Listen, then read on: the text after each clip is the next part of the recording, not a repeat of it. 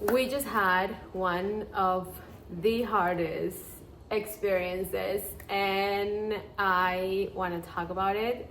So, here's how it goes.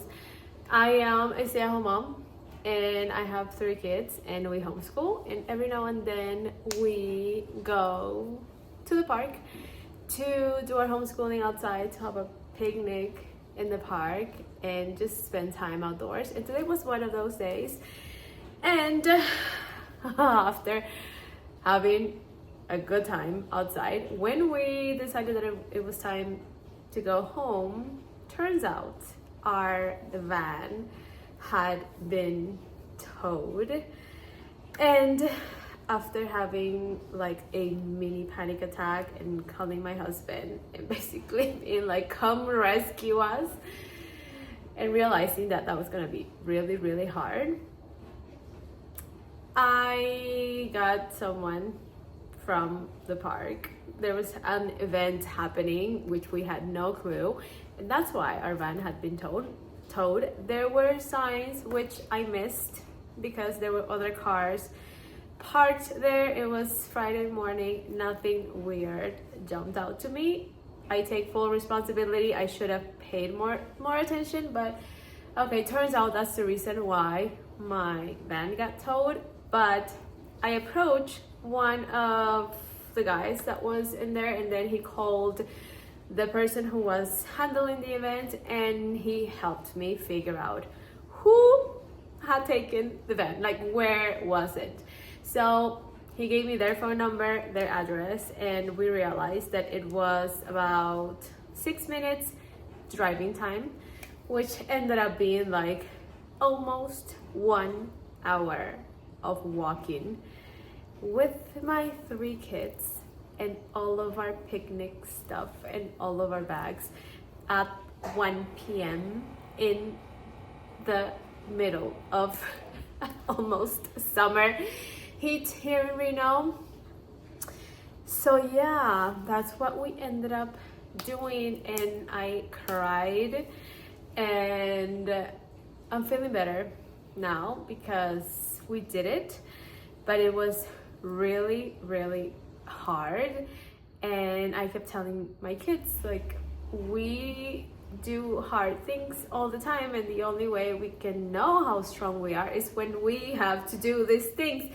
And then when more hardship comes, you think, we survived this already, then I bet we can do this as well. It reminded me of a really, really hard walk that we intentionally did. It was part of a mom walk, and we did it maybe a month and a half ago, and it was so hard. I was like, we're never doing this. It was like a never-ending thing, and we survived. And today, as we were walking, I kept telling my kids, remember that walk? Maybe that was preparing us for today, because that was a choice. Like, we intentionally put ourselves in that walk, but today we didn't have a choice.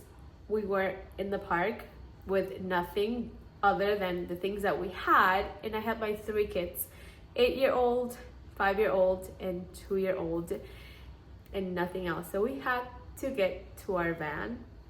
So we walked, and it was difficult. And thank God we had our stroller.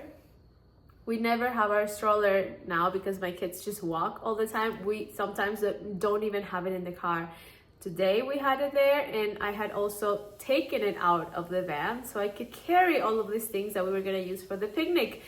I could have not have this stroller, and that would have made everything so much harder.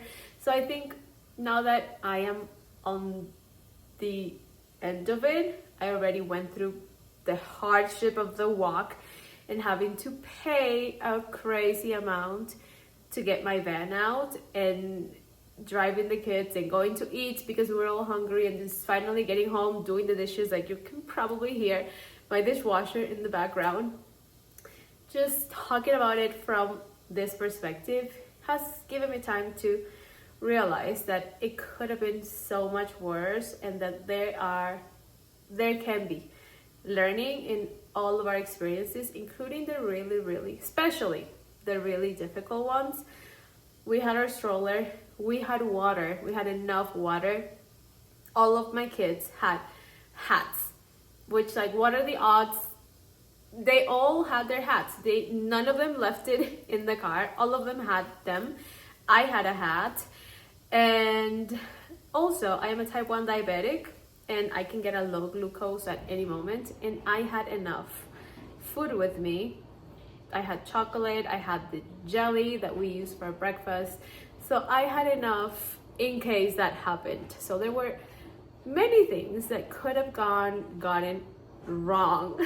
Like, the place where the van was could have been so much farther. So I don't know what the purpose of this video is. I just wanna leave it here in case you're going through something difficult. I see you. There are worse things than what happened to me today, you know, because it was temporary. It happened, and then, okay, we paid whatever we had to pay. We walked however long we had to walk, but now it's over. And I know that there are people, maybe you, and maybe you are going through something really difficult, something that's longer than just a couple of hours. So I just want to tell you that I see you, and that one day when you are on the other side, you're gonna start to see things a little different. Maybe you're gonna see how God was still with you, even when you felt lonely, even when you felt like you weren't sure how you were going to do it, if you were going to do it, even when you had to remain so strong because you needed to be the strength that your kids needed. So when you are on that other side, remember that, and remember that even if it feels like it will last forever, it won't, and things will feel good again. I didn't mean to cry. I thought what I had cried already would be enough. But that's it. I feel like the experiences that happen to us happen for a reason. I feel like we're always guided. So here's this message. I don't know how many of you will see this, but it's part of my videos now, part of my 100 days of YouTube daily videos that I am doing. So yay, we just filmed another video. Anyway, I hope you're doing all right, and I love you. I don't know you, but I love you, and thank you for witnessing me and for being here with me today.